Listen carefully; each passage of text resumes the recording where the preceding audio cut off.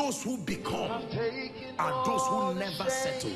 They know that there is always a better and greater version.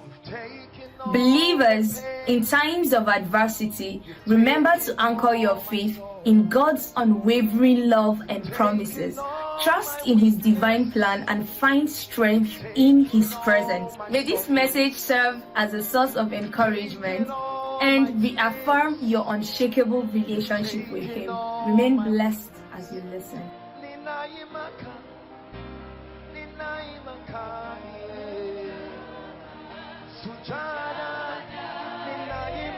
How demons operate, right?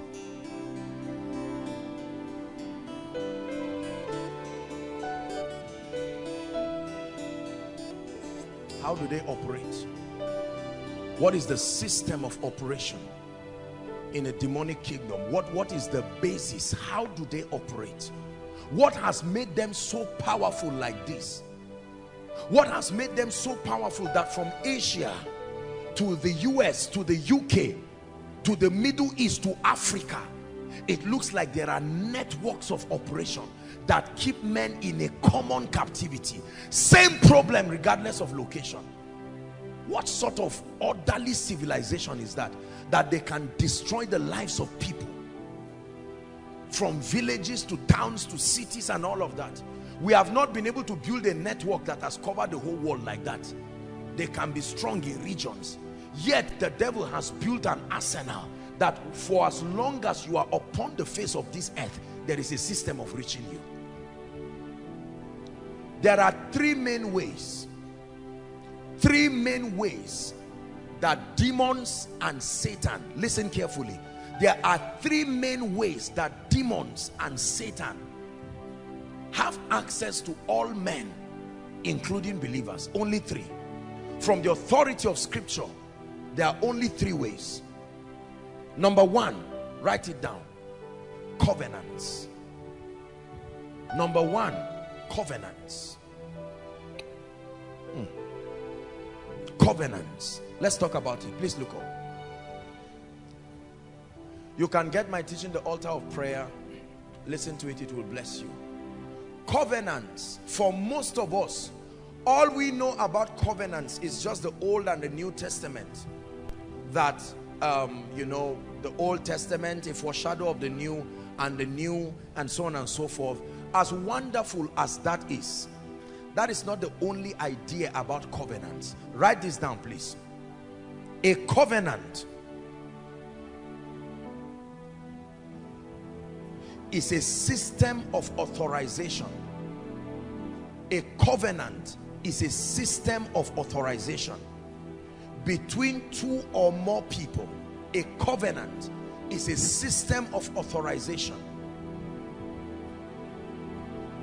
between two or more people, ratified by the mystery of blood. Ratified by or with, whichever, the mystery of blood, with mutual advantages if kept. With mutual advantages if kept, and severe consequences if violated. With mutual advantages if kept, and severe consequences if violated. That's a covenant. A system of agreement, a system of authorization between two or more people or persons. It's possible that it can be a covenant between a spirit being. Are we together now?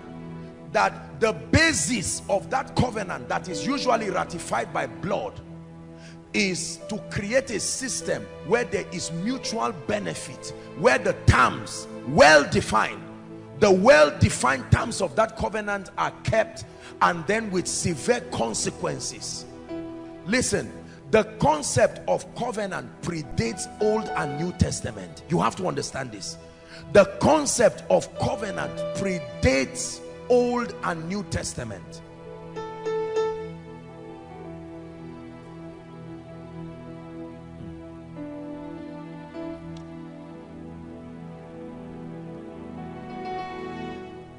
A system of agreement.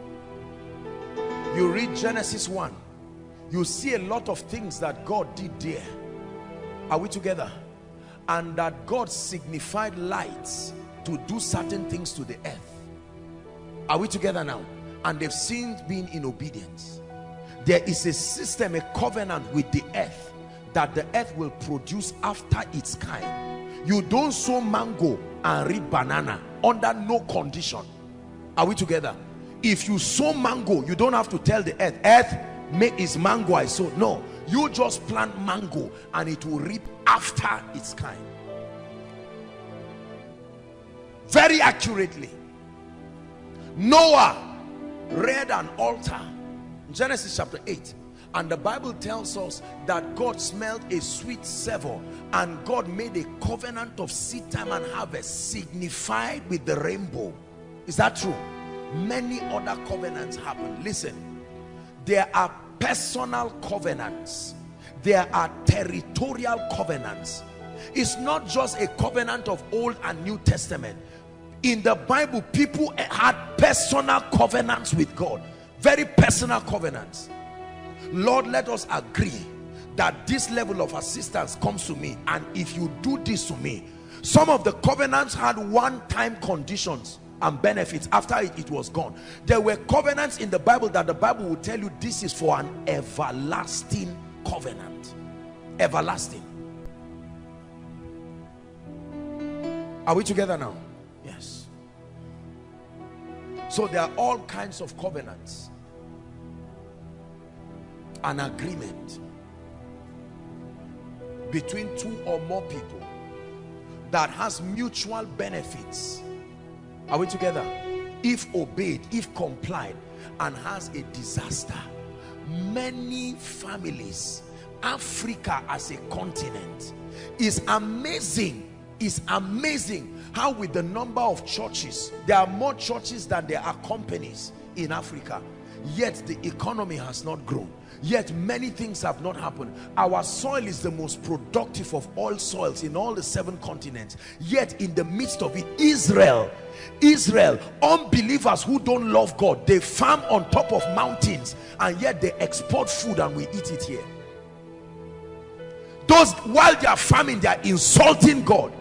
Yet there is a covenant upon their land that commits God to bless them. They can talk nonsense against the God of Abraham, Isaac, and Jacob. You would think God will arise in his fury and curse them.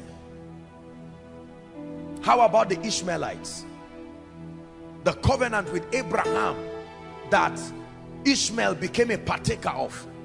Forget the fact that he was a child born out of, I don't know what he was, illegitimate or whatever. It is still covenant. Because remember when Ishmael was crying and Hagar was crying, heaven had only the voice of Ishmael, and God came to the rescue because of Ishmael. And that Abrahamic blessing is still at work till today. Strangely, look at the Middle East, a small nation with oil that is greater than that of Nigeria, very pockets of nations, yet their economy in strange way. It's not normal, my brother, my sister. It's not normal. Are we together?